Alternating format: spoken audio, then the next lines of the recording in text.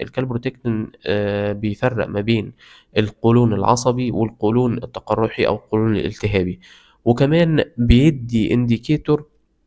إن الحالة دي تستحق إن إحنا نقدر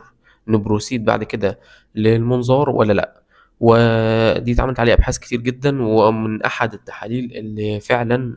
مهمة وبتدّي النتيجة بتاعتها بتُعبّر بنسبة